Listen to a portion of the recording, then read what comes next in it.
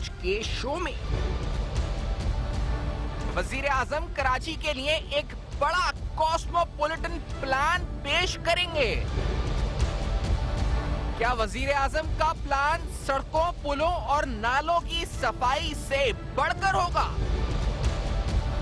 कराची में नालों पर कायम तजावजात के खिलाफ ऑपरेशन जारी।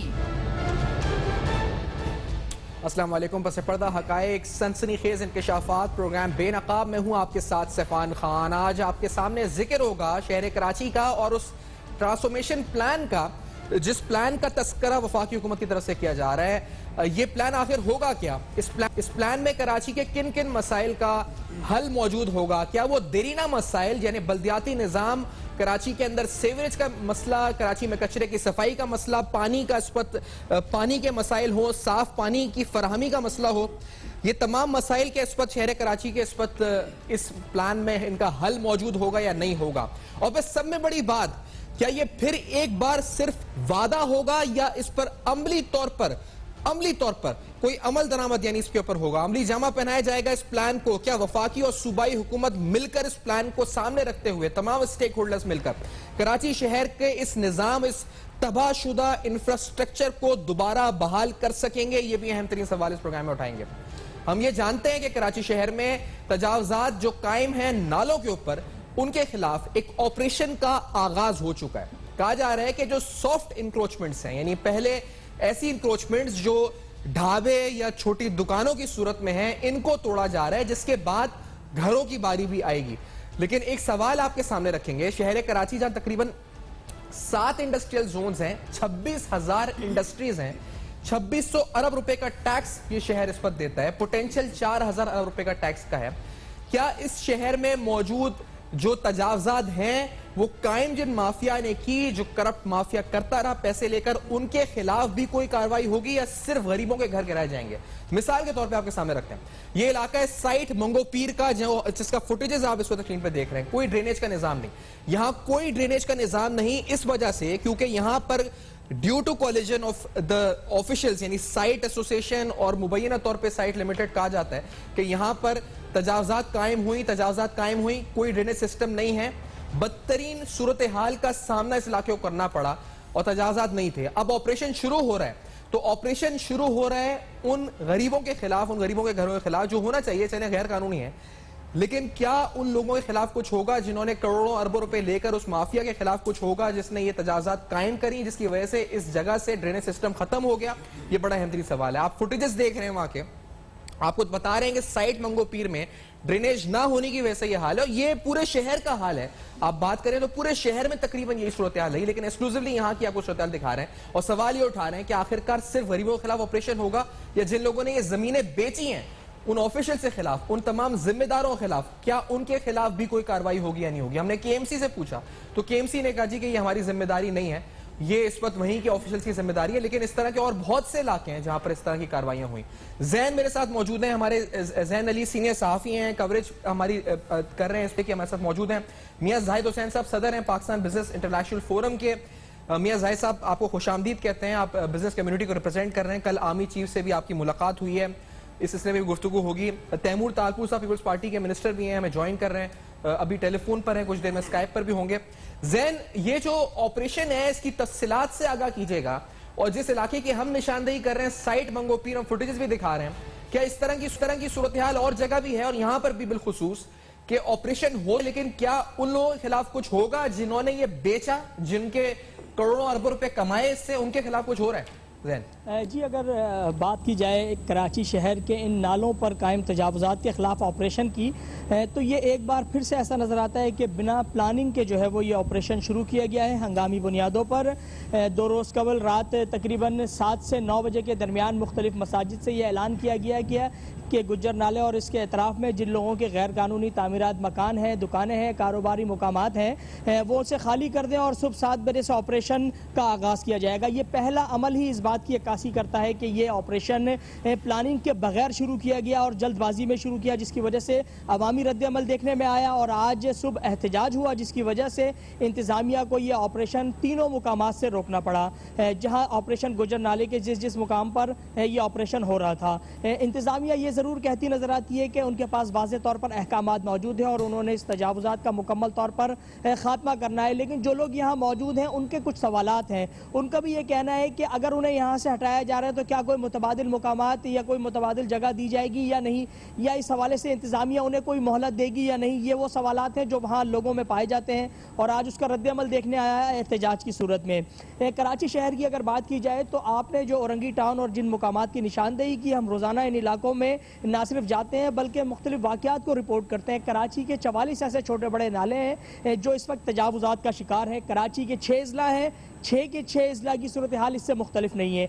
आज इंतजामिया की जानिब से शाह फैसल में भी कार्रवाई की गई, नाले के ऊपर कुछ दुकानें थी उसे तोड़ा गया और उस जगह को वक्ती तौर पर क्लियर किया गया, लेकिन ये इस मसले का मुस्तकिल हल नहीं है। इंडस्ट्रियल जोन की बात की जाए, कराची के जो इंडस्ट्रियल जोन्स हैं उसके अतराफ में जो बरसाती नाले हैं वहाँ भी सूरत हाल इंतहाई ख़राब है। कुछ ऐसे मुकामात हैं जहाँ पर फैक्ट्री मालकान की जानिब से जो है वो उन नालों पर कब्जा कर लिया गया है, कहीं जो जराइम पेशा अफराद की जानिब से उन नालों पर कब्जा कर लिया गया है और कहीं उन नालों पर तामीरात करके उसे फ़रोग कर दिया गया है। सवाल ये पैदा होता है कि जी कराची शहर में अगर इन तमाम तर मुकामात पर कब्जा होता है या सरकारी जगह को कोई गैर कानूनी तौर पर अपने इस्तेमाल में लेता है तो सरकार कहाँ है? ज़िला इंतजामिया यहाँ मौजूद है, 2 रोज़ कबल तक यहाँ पर बल्दियाती हुकूमत मौजूद थी। अच्छा, ज़ैन आप कह रहे हैं कि यहाँ पर मौजूद है, जो आप कह रहे हैं प्राइवेट एंटरप्राइजेज हैं वो उनके बाकायदा उन्होंने कब्जा किया, यानी जगह बन गई है, तामीर हो गई, वहां पे ड्रेनेज के ऊपर उन्होंने बाकायदा तामीरात अपनी फैक्ट्री से कर दी हैं, यानी रिहाइश नहीं है, फैक्ट्रीज हैं, कमर्शियल जोन्स हैं, इंडस्ट्रियल जोन्स हैं। जी बिल्कुल, मुताद्दिद मुकामात ऐसे हैं जो नाले हैं जहाँ पर मुख्तलिफ फैक्ट्रीज कायम हैं। उसकी मिसाल आप गरीबाबाद जो मुकाम है वहाँ एक ब्रेक देख सकते हैं। ज़ैन हमें साथ ही रहें, आप हमें कवरेज जो हमारी इस वक्त ताज़ा-तरीन इस वक्त सूरत हाल है नालों के ऑपरेशन के हवाले से और कराची शहर के ट्रांसफॉर्मेशन प्लान के हवाले से, इस ब्रेक के बाद मज़ीद तफ़सीलात बेनकाब में हमारे साथ रहेगी।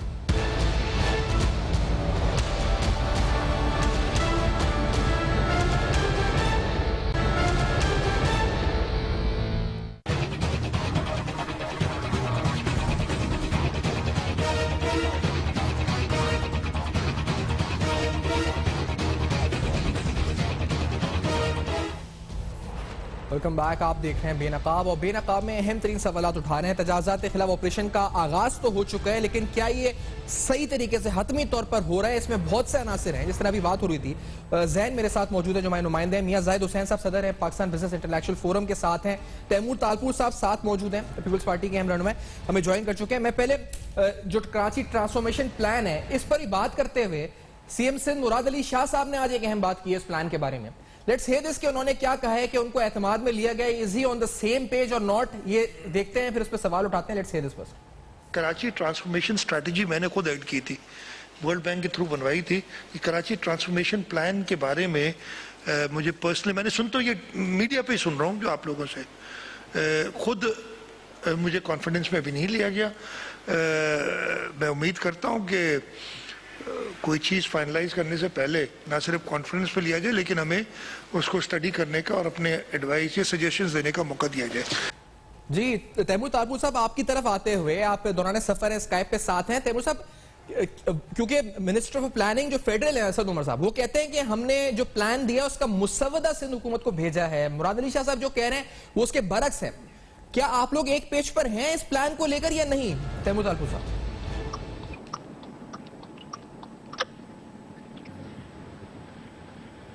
बिस्मिल्लाह, हम एक प्लान पर एक पेज पर जाते हैं, पर जो जिस तरह से शुरुआत हुई है और जिस तरह से वो अपनी मर्जियां ढांपना चाह रहे हैं हमारे ऊपर, तो मुझे नहीं लगता, मैं उम्मीद कर सकता हूं, मेरा दिल जरूर कहता है कि हम एक पेज पर रहें, पर जो ये इन्होंने शुरुआत किया है यहीं से इनके कोई इरादे अच्छे नहीं लग रहे, क्योंकि आपको पता है अकॉर्डिंग टू द कॉन्स्टिट्यूशन हम कोई भी काम, कोई भी ऐसा पावर, कोई भी ऐसी चीज जो कि सिंध हुकूमत का इख्तियार है, हमने उसमें कोई पावर शेयरिंग नहीं करनी।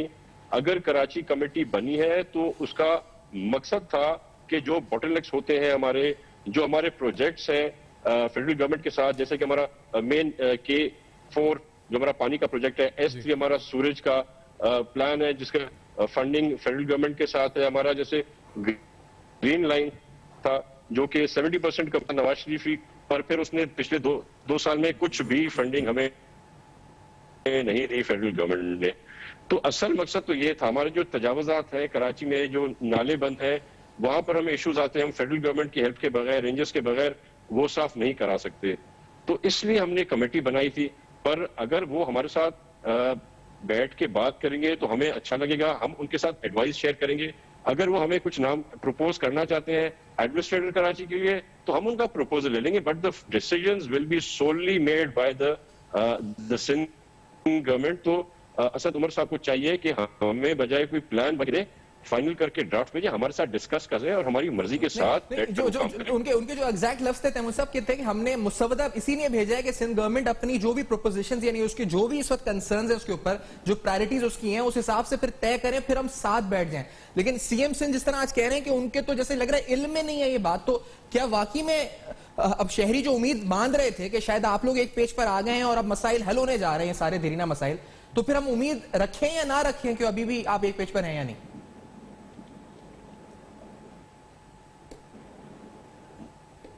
मुराद अली शाह ने, अगर आपने गौर से उनकी स्टेटमेंट सुनी होगी, तो उन्होंने ये नहीं कहा मैं उनके साथ बैठने को तैयार नहीं। उन्होंने कहा मुझे, वो चाहते थे कि ये मसौदा बनने से पहले उनके साथ डिस्कशन हो, उनके साथ बैठ के बनाना चाहिए था, पर उन्होंने बना के भेजी। सारी बात है, हम देखेंगे जो हमें कोई चीज जरूरी लगी तो हम वो चेंज करेंगे। और फिर आई होप जिस तरह से असद उमर साहब ने कहा है कि वो आके साथ बैठेंगे तो आके बैठे, ताकि कराची के शहरियों की कुछ उम्मीदें जागती रहे, उम्मीद की किरण जागती रहे। सही। और तैमूर साहब ये क्योंकि रीस्केड्यूल हुआ है, it is now Saturday now कि जब आएंगे प्राइम मिनिस्टर साहब, क्या सीएम सिंध एयरपोर्ट जाएंगे उनको रिसीव करने? ये बड़ा अहम सवाल है क्योंकि फिर मुलाकात है कोई स्केड्यूल में, क्योंकि ये हमेशा होता है और पीटीआई कहती है कि वो रिसीव करने नहीं आए इसलिए मुलाकात नहीं हुई। इस दफा क्या स्ट्रेटेजी है तैमूर साहब? जी, इस तरह मैं तो होपफुल हूं कि वो इनवाइट करें चीफ मिनिस्टर सिंध को, उन्हें बताएं कि उनका दौरा है, इन टाइम बताएं, तो जो भी why not, of course the chief minister will go to receive the prime minister. वो एक प्रोटोकॉल होती है और मुराद अली शाह साहब is a man of principles, he will definitely go. पर हमें तो ये डर है कहीं पिछली बार की तरह यूं ना हो कि चीफ मिनिस्टर साहब टाइम मांगते रहे और प्राइम साहब कहे कि हमारे पास टाइम नहीं है, पूरा अपना विजिट करके वापस नहीं चले जाए। कहीं लेट्स होप कि कुछ चेंज आए, कुछ इनको अल्लाह ताला अकल दे, कुछ बेहतरी लाए। अच्छा, नहीं मीटिंग के लिए तो इनवाइट करेंगे तैमूर साहब, लेकिन ये एयरपोर्ट जाकर रिसीव करना जो है, जो सीएम सिंध का, वो कहते हैं कि आए नहीं रिसीव करने, तो उसके लिए क्या उनको स्केड्यूल भेजा जाएगा सीएम हाउस को कि जी आने वाले हैं? वो अब तक आया नहीं है अभी तक आप लोगों के पास इस वक्त? उसका जी एक नहीं, आज तो कुछ नहीं आया, कोई अभी आ गया हो या रात को आ जाए तो अलग बात है। एक प्रोटोकॉल होता है, when the prime minister is coming and he wants the CM to receive him, तो आप एक लेटर भेजते हैं पीएम हाउस से, when the plan is finalise, उस टाइम पर एक लेटर जाता है, उसमें बताया जाता है कि इस टाइम पर फ्लाइट लैंड करिए फलानी जगह पर, एंड उसमें एक लफ्ज लिखा जाता है that the prime minister's wishes to see you. तो जब वो लिखा होता है तो automatically the PM doesn't have to say कि आप एयरपोर्ट आए। जब वो एक फॉर्मेलिटी पूरी होती है, the CM automatically suppose to go and receive the prime minister. अगर वो आया तो ऑफ कोर्स क्यों नहीं जाएंगे, बिल्कुल जाएंगे, चाहे कोई भी एटीट्यूड हो फेडरल गवर्नमेंट का। क्यों ना खान साहब बैठ के बिलावल को मिमिक करते रहे, चाहे क्यों ना वो एहतसाब के ये एटलीस्ट अच्छा है कि चले आप कह रहे हैं कि आप जाएंगे, अगर आता है ऑफिशियली जिस तरह से होता है protocol, you will follow that. मियां जाहिद हुसैन साहब, आप लोग कल बिजनेस कम्युनिटी आर्मी चीफ से ही मिले, आप लोग कितने उम्मीद रखते हैं कि इस बार माजी के परस क्या तब्दीली होगी इस पर, यानी फिर दोबारा वादे होंगे? क्योंकि बहुत सी लैक ऑफ कोऑर्डिनेशन तो अभी भी हमें कुछ दिख रहा है कुछ हद तक, तो आर यू होपफुल मियां जाहिद हुसैन साहब, ये इस वक्त क्या है मामला? बिस्मिल्लाहिर्रहमानिर्रहीम। सबसे पहले तो आपका शुक्रिया कि इस प्रोग्राम में बुलाया आपने। बात यह है कि ये जो बारिश आई है क्लैमिटी थी, और कहते हैं 90 साल का रिकॉर्ड टूटा है, तो लेकिन 90 साल की नाअहलियत का रिकॉर्ड भी टूटा है, दोनों ही रिकॉर्ड टूटे हैं। अब बात यह है कि इसके साथ साथ जो लोगों ने देखा, हमने भी देखा, सिंध गवर्नमेंट ने भी देखा, लोकल गवर्नमेंट ने भी देखा, सारे इदारों ने देखा, फेडरल गवर्नमेंट ने भी देखा, तो उसको देख के लोगों को कुछ ना कुछ एहसास हुआ है कि ये हमने कराची के साथ नेग्लिजेंस की है और कराची को बहुत कुछ करने की ज़रूरत है। अब बात यह है कि उसमें सिंध गवर्नमेंट को भी ये एहसास हुआ है, हमने फील किया है, हमारी सिंध गवर्नमेंट के साथ रात दिन के रास्ते हैं, और हमें पता है कि उनको भी इस चीज़ को फील हुआ है कि भाई कुछ ना कुछ नेग्लिजेंस कराची के हवाले से हुई है। इसी तरीके से फेडरल गवर्नमेंट ने भी फील किया है कि कराची को निगलेक्ट किया गया है। इसी तरीके से जो आर्मी चीफ से, जैसे कि आपने बताया कि कल हमारी उनसे मुलाकात हुई, तो आर्मी को भी इस चीज़ का एहसास हुआ है कि आखिर ये डिज़ास्टर जहाँ कहीं भी आता है तो उसमें आर्मी हमारी जो होती है वो हरावल दस्ता होता है। तो NDMA जो है वो ज़ाहिर है उसके लेफ्टिनेंट जनरल साहब भी हैं, तो इन लोगों ने भी फील किया है कि कराची में हमें ज़्यादा तवज्जो देने की ज़रूरत है। अब उसमें फंड्स का जहाँ तक ताल्लुक है, एक चीज़ ये सामने आ रही है कि जी कराची को जो फंड्स दिए जाते हैं वो सिर्फ 40 अरब रुपए साल के हैं, वेयर एज के जो हमारा जो अपना जो बॉम्बे है उसको को तकरीबन 600-700 अरब रुपए दिए जाते हैं, इस्तांबुल को 900 अरब रुपए दिए जाते हैं। तो बात यह है कि फंड्स की भी एलोकेशन का मसला है, पॉलिटिकल ओनरशिप का भी मसला है। मीर साहब अगर इजाजत एक ब्रेक के बाद इस बात को यहीं से हम जोड़ते हैं, मीर साहब की बात हो रही है कितने निस्बत है ये, और हम जो बात कर रहे हैं नालों की इस पर भी बात करते हैं। ज़्यादा जैन भी साथ हैं, तैमूर तालपुर साहब भी साथ हैं। इस ब्रेक के बाद बेनकाब में हमारे साथ हैं।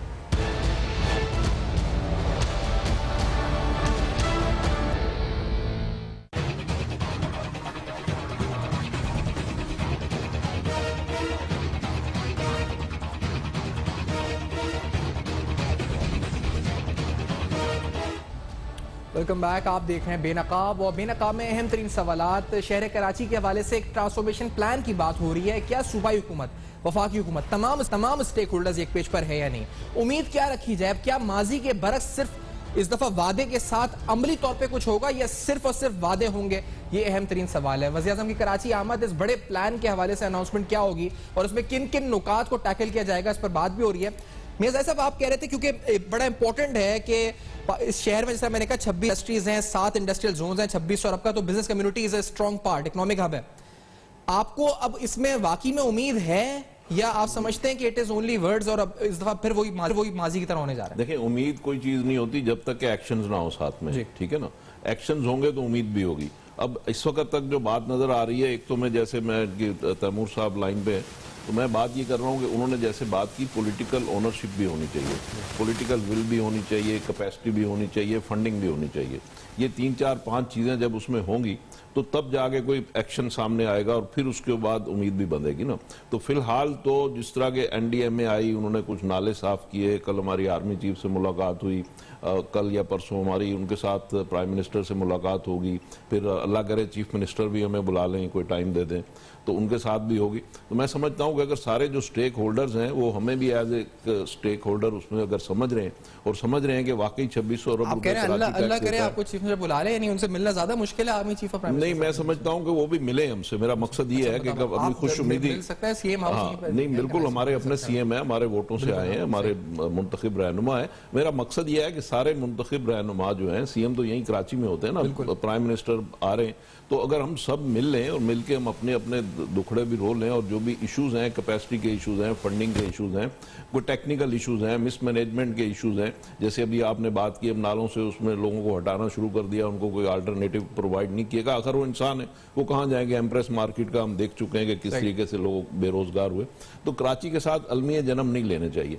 एक अलमिया को हम खत्म करने के लिए दूसरा अलमिया हम जन्म ना दें, और हम चीजों को तरीके से वाइजली हैंडल करें, ये हम चाहते हैं। लेकिन साथ ही साथ हम ये भी चाहते हैं कि अब जिस तरीके से तमाम इदारे ऑन बोर्ड हो रहे हैं, तमाम अथॉरिटीज ऑन बोर्ड हो रही हैं, तो अब इस चीज को वंस फॉर ऑल, ये कोई रॉकेट साइंस नहीं है, अब इसको हल होना चाहिए। अब इसमें हम ये देखें, आज इस सदी में बैठ के 21वीं सदी में हम नालों की बातें कर रहे हैं, हम सड़कों की बातें कर रहे हैं। दुनिया चांद पे जा रही है, क्या हम सड़कें नहीं बना सकते? अच्छा, नाले तो चलो एनक्रोचमेंट की बात है, ये मैं बरसाती नाले जो है कोरंगी इंडस्ट्रियल एरिया वगैरह की मैं बात कर रहा हूँ, उनकी डीसल्टिंग नहीं की जाती, उनकी डीसिल्टिंग की जाए, उनको साफ किया जाए ताकि वहां से तो फ्लो ठीक हो। लेकिन चीजें इतनी आसान, अगर एक निजाम की बात है, सिराज कासिम तेली साहब भी मारूफ ताजिर रहनुमा साथ मौजूद है। सिराज साहब, आप कितनी उम्मीद रखते हैं? पहले तो कराची के हवाले से कोशें हैं, स्टेक होल्डर्स कह रहे हैं, एक पेज पर आ रहे हैं, एक प्लान की बात हो रही है। आर यू होपफुल सिराज तेली साहब कि इस दफा कुछ माजी के बर्क्स पॉजिटिव होने जा रहे हैं? बिल्कुल, देखें, हम तो कल चीफ साहब की बातें सुन के और अब कल परसों इमरान खान साहब आएंगे, उनकी सुनेंगे, फिर सही असेसमेंट होगा। अगर ये सियासतदानों ने कुछ ज्यादा लंबी चौड़ी कमेटियां और खिचड़ी बना दी तो ये फिर खराब हो जाएगा। हमें उम्मीद है इस दफा ये करेंगे।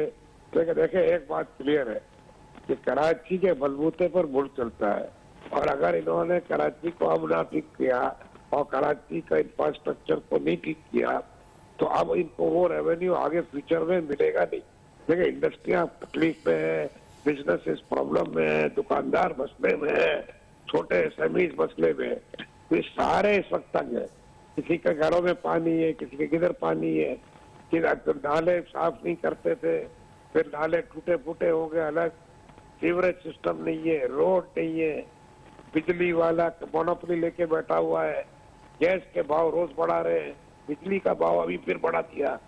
तो ये जितनी चीजें ये लोग कर रहे हैं कराची के साथ, तो मैं ये समझता हूँ कि ये सही नहीं है। हम ये बातें प्राइम मिनिस्टर से भी अब करेंगे और उम्मीद है अल्लाह करे कि सबको समझ आ जाए कि अगर कराची को खुदा न खास्ता कुछ हुआ तो ये खतरा पाकिस्तान को है, कराची को नहीं है। इसलिए कि कराची ही है जो पाकिस्तान है मेरे हिसाब से, और उसके बलबूते पे मुल्क चला रहे हैं लोग। अब ये इनकी मर्जी है। अभी तक तो लगता है कि चीफ साहब की तो नीयत है और हमें लगता है कि इमरान खान की भी नीयत है, हमें लगता है कि मुराद अली शाह की भी है, मगर ये सियासत में जब पड़ जाते हैं ना तो हम लोग फंस जाते हैं। जी मसला सिर्फ इतना सा है। मसला एक और भी सिराज साहब मैं पूछूंगा आपसे कि मैं तैमूर साहब से पूछूंगा मेरे साथ, लेकिन पहले आपसे सिराज साहब कि एक मसला ये है कि मामला क्या इतना सादा है, जैसे मिसाल के तौर पे वो असद उमर साहब ये भी कह रहे थे कि इसमें बल्दियाती निजाम के हवाले से आइन की रूह के हिसाब से भी पीटीआई चाहती है कि सिंध के तमाम शहरों में वो बहाल हो। अब मसला ये कि उसके बाद भी मसला है कि ये शहर डिस्ट्रीब्यूट है कैंटोनमेंट एरियाज में, यहाँ पर कॉलोनीज हैं, steel mill colony, naval colony, इस मुख्तलिफ कॉलोनीज हैं, तो कोई निजाम भी दे दिया जाता है तो ये फिर वही मसला इख्तियारात का है कि एक तिहाई हिस्सा कैंटोनमेंट के पास है तो एक तिहाई इसके पास है, तो मेरे पास क्या है, एक निजाम भी अगर बल्दियाती आ जाता है तो क्या ये इतना ईजी है टैकल करना इस इशू को? सरासर देखे मेरी बात सुने जी, पहले तो उसूली तौर पे जो मैं चाहता हूँ और मैं इतने दिनों से कह रहा हूँ कि ये एनडीएमए और एफडब्ल्यूओ को सौंप दे 3, 4, 5 साल के लिए और ये सारा इंफ्रास्ट्रक्चर रिवैम्प करे। जहाँ तक कानून साजी का और ये टुकड़े भरे हुए को ठीक करने का इरादा है ये करते रहे अलग। अगर ये इस चक्कर में पहले डालेंगे लोगों को तो वो काम रह जाएगा। और इसलिए मैं ये नहीं चाहता, मैं ये चाहता हूँ कि भाई जो भी इनको निजाम बनाना है वो निजाम ऐसा हो जो मुल्क के मफाद में हो। हमारे मुल्क में सबसे बड़ी खराबी पता है क्या है कि हम कानून साजी करते हैं अपनी जाती मफाद के लिए, अपनी पार्टी के लिए। अभी तक जितनी कानून साजी हुई है ऊपर भी नीचे भी आप देख ले, जिसके पास पावर आता है मेजोरिटी होती है या टू-थर्ड होती है। साहब ये आपने जो कहा कि 3 साल के लिए ये एफडब्ल्यू और एनडीएमओ को दे दें, आप ये कह रहे हैं कि पूरे शहर का जो इंतजाम है वो दे दें, यानी एक तरह से एडमिनिस्ट्रेशन दे दें? इंतजाम नहीं कह रहा मैं रिफर्बिशमेंट कह रहा हूँ। ये अपने क्या नाम है जितना इंफ्रास्ट्रक्चर है उसको बनाने के लिए कह रहा हूँ। अच्छा वो दे दें।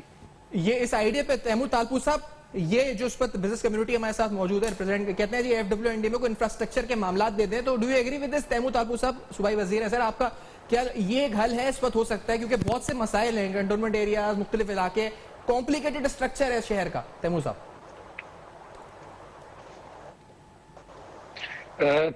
देखिए, आप कोई भी काम किसी को दे नहीं सकते। हाँ, ऑफ कोर्स हम मिलके काम कर सकते हैं। अभी भी एनडीएमए ने आना चाहा, फेडरल गवर्नमेंट ने कहा कि एनडीएमए आए, तो हमने उनको छोटे नाले हमारे साथ साफ किए, 3 जो बड़े नाले थे उनने साफ किए, बाकी जो 50-60 बाकी नाले थे वो सिंध गवर्नमेंट ही साफ करती रही जैसे करते रहते हैं। तो ये कोई चीजें होती हैं जो constitutionally they are not possible. वो अनकॉन्स्टिट्यूशनल कोई भी स्टेप जो है सिंध हुकूमत ना लेगी ना लेने देगी। पर ऑफ कोर्स आए, जो भी इदारा आता है आके हमारे साथ काम करे। पाकिस्तान सबका है, पाकिस्तान आर्मी हमारी अपनी आर्मी है, we love our army, we would love to work with every, but कोई भी चीज हैंड ओवर किसी को नहीं हो सकती। चल हैंड ओवर। फैसल जावेद साहब भी तहरीक इंसाफ के सीनियर रहनुमा साथ हैं। फैसल साहब, कोई working relationship with Peoples Party, working relationship politics aside, क्या हम एक्सपेक्ट करें इस विजिट से कि जो बड़ा पैकेज लेकर आ रहे हैं कि पीटीआई और पीपल्स पार्टी में वर्किंग रिलेशनशिप बन जाए? बहुत अच्छी बात की है, there has to be working relationship, क्यों अदरवाइज तो आवाम देखते रहते हैं कि क्या किया है इन्होंने। 12 साल से तो लगातार वहाँ पे हैं। तो वफाक तो पूरी तरह, बावजूद इसके 18वीं तरमीम आई हुई है, लेकिन उसका कोई फायदा तो हो नहीं रहा। लेकिन बहरहाल हमें तो वर्किंग रिलेशनशिप पे जाना होगा, ऑपरेशनल चीजों को देखना होगा, इन पे चेक भी रखना होगा। और इसको खुद प्राइम मिनिस्टर जो है मॉनिटर भी करेंगे। इम्प्लीमेंटेशन प्लान, देखिए बातें बहुत होगी भाई, बहुत बातें होगी। कराची वाले उससे पूछे ना, कराची वाले बातें सुन सुन के तंग आ गए। कराची को अब प्रैक्टिकल हल चाहिए। वजीर आजम खुद जो है इस पूरे पैकेज का ना सिर्फ ऐलान करने जा रहे हैं बल्कि इसको मॉनिटर भी करेंगे। जो 5 मेन चीजें हैं ना उस पर काम होगा। जो नालों की सफाई का इंक्रोचमेंट है उस हवाले से, दूसरा सीवरेज सिस्टम, तीसरा वेस्ट डिस्पोजल, चौथा वाटर सप्लाई और 5वां ट्रांसपोर्ट। तो इन सारी चीजों को प्रैक्टिकली लॉन्च किया जा रहा है। हफ्ते को ये लॉन्च हो जाएगा और इंशाल्लाह आप देखेंगे कि इसका पूरी तरह से इंप्लीमेंट करेंगे, इंश्योर करेंगे इसको। जिस तरह एनसीओसी बनी थी ना कोरोना के ऊपर, डे टू डे मॉनिटरिंग चल रही थी, इसी तरह एनसीओसी बन रही है इसके ऊपर। ठीक है मियां साहब, अभी जो सिराज साहब ने बात की है, अभी आप सुन रहे हैं पीटीआई पीपल्स पार्टी, लग तो रहा है उम्मीद अफजा है, लेकिन ये कहते हैं कि एफडब्ल्यूएनडी में वाला तैमूर तासुर ने जवाब दिया कि ऐसे नहीं दे सकते आप। देखिए बड़ी सिंपल सी बात है, तैमूर साहब शायद उस आइडिया को समझ नहीं पाए हैं। बात यह है कि अभी सिंध गवर्नमेंट भी तो आगे कॉन्ट्रैक्ट किसी को देती है ना, सिंध गवर्नमेंट ही की political ownership. Sindh government contract देता है। हाँ देखिए बात यह है कि सिंध गवर्नमेंट भी तो किसी से काम कराती है कराती है। तो सिंध गवर्नमेंट जब किसी से काम कराती है, किसी ना किसी इदारे को कॉन्ट्रैक्ट अवार्ड करती है तो काम होता है ना।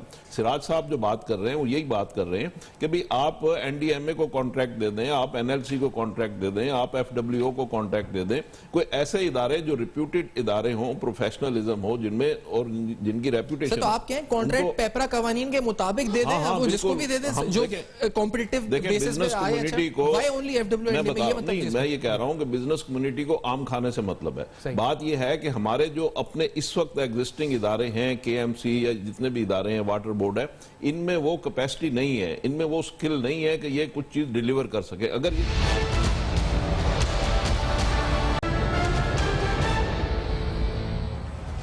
वेलकम बैक, आप देख रहे हैं बेनकाब, और बेनकाब में आज कराची के ट्रांसफॉर्मेशन प्लान के हवाले से तफसीली तस्करा हुआ कि गवर्नमेंट और सिंध गवर्नमेंट और वफाकी हुकूमत क्या एक पेज पर है या नहीं है, और इस दफा माजी से बरस क्या मुख्तलिफ होने जा रहा है। लेकिन जाते जाते आपके सामने सवाल छोड़े जाएंगे कि हम जो बस्तियां कायम हैं, तजावजात कायम हैं, उनको गिराने का सोच रहे हैं, लीगल है, उनको मुतबादिल फराम करके गिराया जा सकता है। लेकिन साथ साथ जो साइट मंगो पीर के अंदर बाकायदा फैक्ट्री स्टैब्लिश या प्राइवेट एंटरप्राइज स्टैब्लिश हो गई, वो किस माफिया ने किससे मिली भगत से मिलकर की, ये जरूर बेनकाब होना चाहिए, ताकि सिर्फ ये ना तासुर जाए कि सिर्फ जो गरीब रहा वो मुतासिर हुआ इस ऑपरेशन से, और वो लोग जो ये बेचकर जमीनें करोड़ों अरबों रुपए बना गए वो लोग एक्सपोज नहीं हुए। हम ये नहीं चाहते। हम उम्मीद करते हैं कि ये तजावुज़ात का ऑपरेशन अक्रॉस द बोर्ड होगा और अक्रॉस क्लास होगा। For feedback you can write us on a Facebook, email जो आपके सामने फ्लैश कर रहे हैं। देखते रहेगा, अब तक अपना बहुत ख्याल रखेगा।